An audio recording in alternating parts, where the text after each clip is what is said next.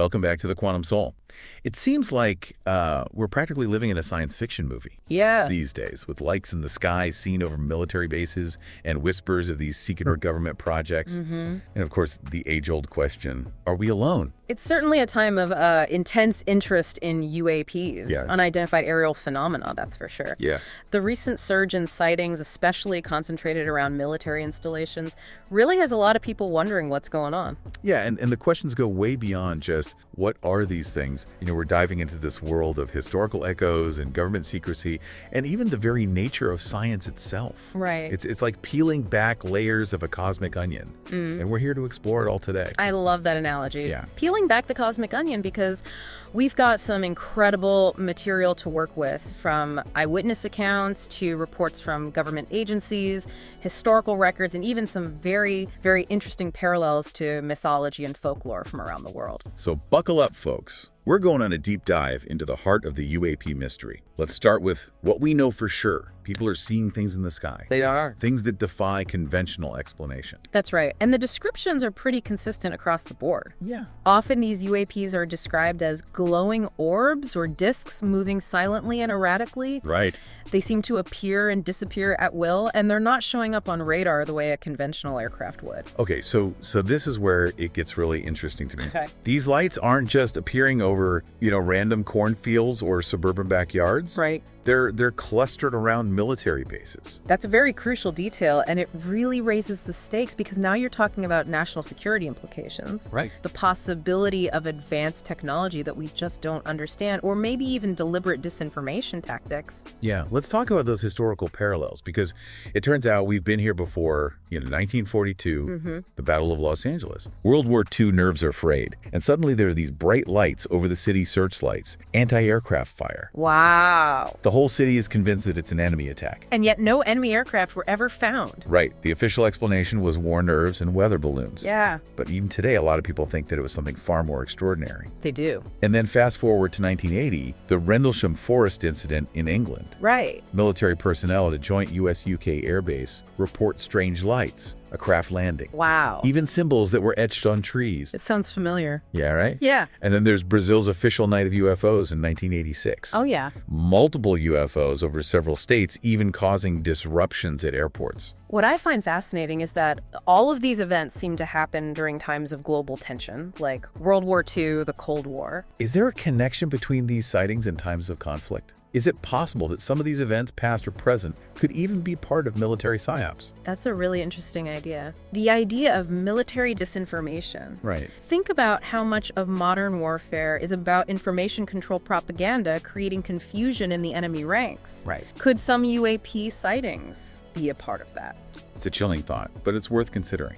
Okay, so we have these lights, we have the historical precedents. What are the prevailing theories that are out there? Well, the most popular, of course, is extraterrestrial visitation. The idea that we're being visited by beings from another planet, it captures the imagination. It really taps into some of our deepest fears and desires about our place in the cosmos. It's hard not to jump to that conclusion. It is. Especially when you consider the strange movements and capabilities of some of these UAPs. But is it too easy? Are we letting our desire for something extraordinary kind of cloud our judgment? It's possible. That is the million-dollar question. There's no concrete scientifically accepted evidence to prove the extraterrestrial hypothesis. And before we jump to aliens, we need to at least consider other possibilities. Like what? Give us some alternatives. Well, advanced technology is a big one. Could these be secret government projects, technologies that are so advanced they're beyond our understanding of physics? Or maybe even a foreign adversary who's pushing the boundaries of what we thought was possible. So think stealth aircraft, but on a whole other level. Drones that can move silently at incredible speeds with technology that we haven't even dreamed of. Exactly. We have to remember that technology is constantly evolving. What seems impossible today may be commonplace tomorrow. And of course you can't talk about secret government projects without mentioning the elephant in the room. Here we go. Area 51. Area 51. The very name evokes images of hidden bunkers, reverse-engineered alien tech. Area 51 is a symbol of the public's fascination with government secrecy and the unknown. And while a lot of the wilder theories have been debunked, the very existence of a place like that fuels the imagination. And it's the perfect segue to talk about Bob Lazar. Back in the 1980s, he claimed to have worked at a secret facility near Area 51, reverse engineering alien technology. His story's a wild ride. It is. It is. He described working with element 115, which at the time hadn't even been synthesized, claiming that it was the key to anti-gravity propulsion. And he also claimed that the government was hiding this technology from the public, and while Lazar's claims have been largely discredited, they've had a lasting impact on the public imagination. Oh, yeah.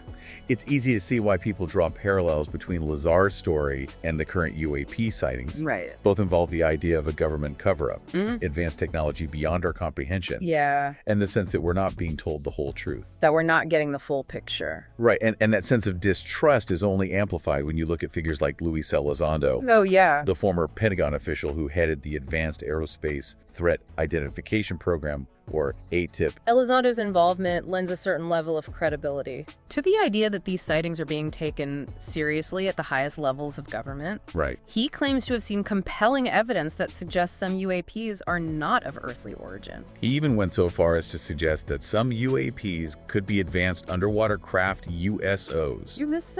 Capable of moving seamlessly between the air and water. Like something out of a Jules Verne novel. Right. That's incredible. Yeah, so Elizondo's claims, along with the Pentagon's recent acknowledgement of UAPs, have definitely shifted the conversation. They have. It's no longer just fringe enthusiasts talking about this. Now, it's on the radar of the scientific community, government agencies. Absolutely. Even the mainstream media. Yeah. And that brings up an important question. Okay. With all these unexplained phenomena and competing theories, where does science fit into all of this? Right. Why isn't ufology considered a legitimate field of study? That's a great question, and it gets to the heart of what science is and how it works. While the UAP phenomenon exists, ufology often lacks the rigorous methodology required for mainstream scientific acceptance. So it's not that scientists are dismissive of the possibility of extraterrestrial life or these advanced unknown technologies. No, not at all. It's more that they demand evidence that meets a certain standard of scientific rigor. Precisely. Science thrives on skepticism. On the constant testing of hypotheses. Right. Ufology at its best should strive to do the same.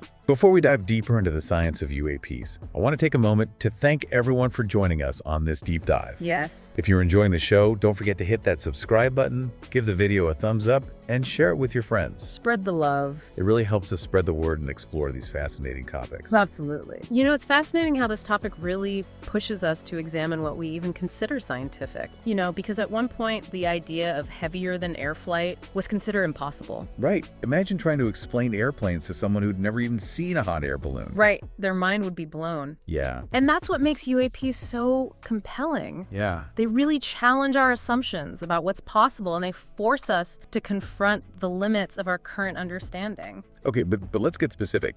You mentioned that ufology often lacks scientific rigor. What does that look like in practice? Well, think about the evidence that's often presented. Eyewitness accounts, blurry photos, grainy videos. Right. And while those can be starting points for investigation, they're very easily misinterpreted. Right. Or even fabricated. So someone sees a strange light in the sky and their brain tries to make sense of it. Right. Filling in the gaps with what they've seen in movies or read in books. Exactly. Yeah.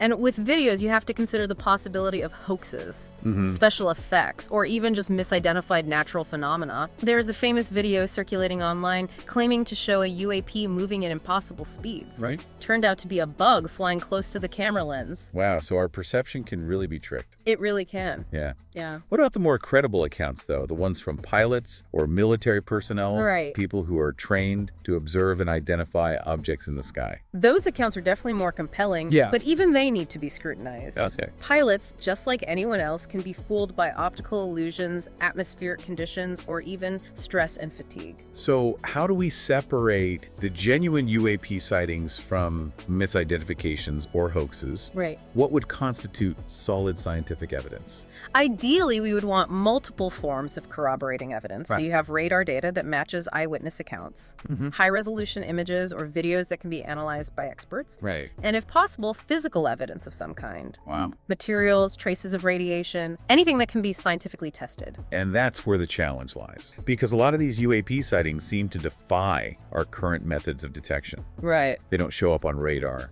They move in ways that our aircraft can't replicate. It's almost as if they're operating on principles of physics that we haven't even discovered yet. Right. And that's where the idea of the black swan comes in. Exactly. Just because we haven't seen something before doesn't mean that it doesn't exist. Right. Like black swans, nobody believed in them until they were actually discovered. Right, exactly. The black swan concept reminds us to stay open to the possibility of the unknown, even if it challenges our current understanding of the world. It does. But there's a danger there too, isn't there? A tendency in ufology to jump to conclusions. Yeah. To see any unexplained event as proof of aliens or some grand conspiracy. Absolutely. It's so crucial to maintain that balance between open-mindedness and critical thinking. You know, we need to be willing to consider extraordinary possibilities. Right. But we also need extraordinary evidence to support those possibilities. And that brings us back to the current situation. Lights over military bases, a history of similar events, and a range of theories that run from extraterrestrial to advanced technology to military disinformation. Yeah, a lot. It's a lot to unpack. It's a lot to unpack. And what makes it even more challenging is that these theories aren't mutually exclusive. Right. It's possible that some UAP sightings are misidentified drones, while others are natural phenomena that we just don't fully understand. And still others might be something truly extraordinary. It's like we're trying to solve a giant jigsaw puzzle where we don't even know what the picture is supposed to look like. Exactly. And that's why it's so important to approach this topic with a sense of humility. Right. To acknowledge that we don't have all the answers. So given all of this uncertainty, what stands out to you as the most compelling aspect of the UAP phenomenon?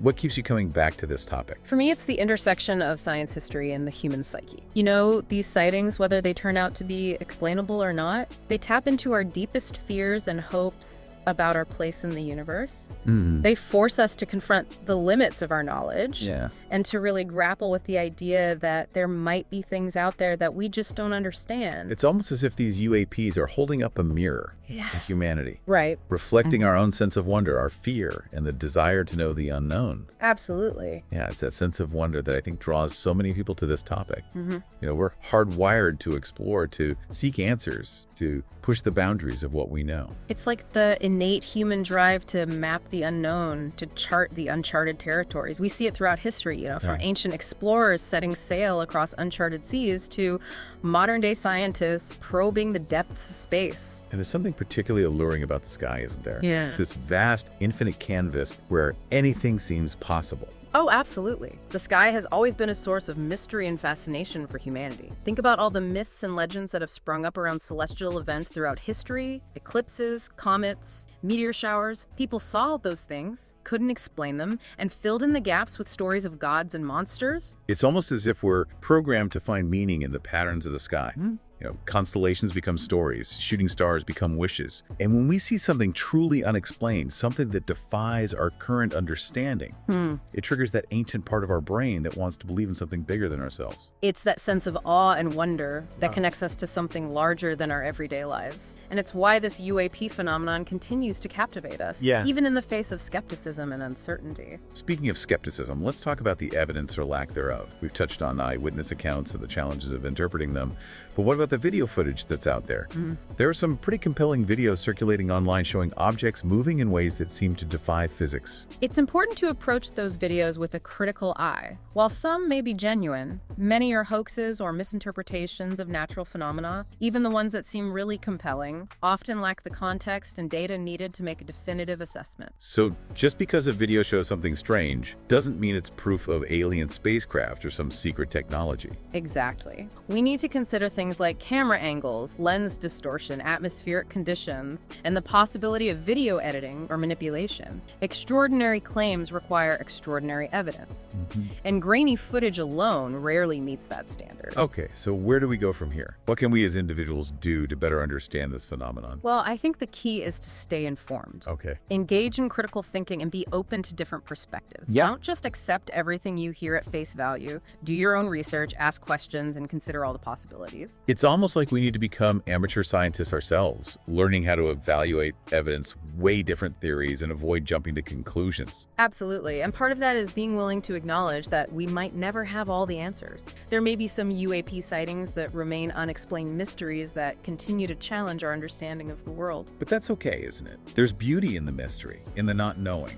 It keeps us curious, it drives us to explore, and it reminds us that there's still so much out there to discover. I think that's a great point. The pursuit of knowledge is a journey, not a destination. And the UAP phenomenon, whether it leads us to definitive answers or not, has already sparked a fascinating conversation about science history and our place in the cosmos. Well said. We've covered a lot of ground today, from eyewitness accounts to historical parallels, government secrecy, and the challenges of applying scientific rigor to a field as elusive as ufology. We've explored the range of theories from extraterrestrial visitation to advanced technology and everything in between. Yeah, it's been quite a journey. We've delved into the psychological and cultural factors that shape our perceptions of the unknown, and we've touched on that enduring human fascination with the mysteries of the sky. So what do you believe? Are these sightings simply unexplained phenomena, or is there something more to them? That's the ultimate question, isn't it? And it's one that each individual has to answer for themselves based on the available evidence and their own interpretation. But regardless of where you stand on this issue, I think we can all agree that the UAP phenomenon is a fascinating and thought-provoking topic that deserves our attention. Absolutely. We encourage you to continue exploring this topic, to share your thoughts, and to keep an open mind. And who knows, maybe one day the truth will be out there for all to see. Maybe one day. Thank you so much for joining us on this deep dive into the world of UAPs. If you enjoyed this episode, please hit that subscribe button, give the video a thumbs up, and share with your friends. We love hearing your thoughts, so leave a comment below and tell us what you think. And don't forget to click on one of the videos on the screen to continue your journey of discovery. Until next time.